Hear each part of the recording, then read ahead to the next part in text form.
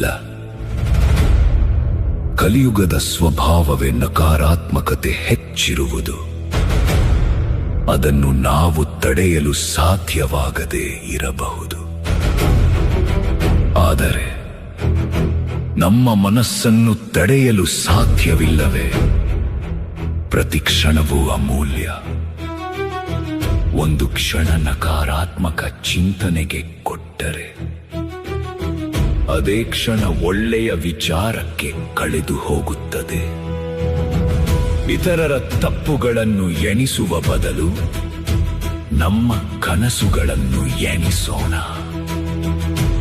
ಇತರರ ಜೀವನದ ಬಗ್ಗೆ ಚರ್ಚಿಸುವ ಬದಲು ನಮ್ಮ ಆತ್ಮದ ಬೆಳವಣಿಗೆಯ ಬಗ್ಗೆ ಯೋಚಿಸೋಣ.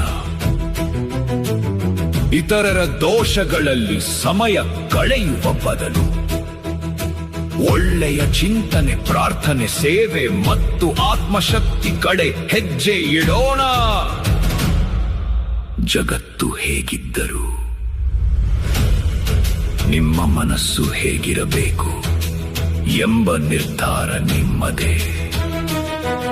ನಕಾರಾತ್ಮಕತೆ ನಿಮ್ಮನ್ನು ಆಳುತ್ತದೆಯೇ ಅಥವಾ ನೀವು ನಿಮ್ಮ ಚಿಂತನೆಗಳನ್ನು ಆಳುತ್ತೀರಾ?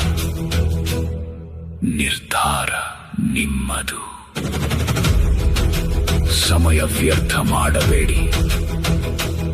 ಚಿಂತನೆಗಳನ್ನು ಪವಿತ್ರಗೊಳಿಸಿ ಜೀವನವನ್ನು ಉನ್ನತಗೊಳಿಸಿ.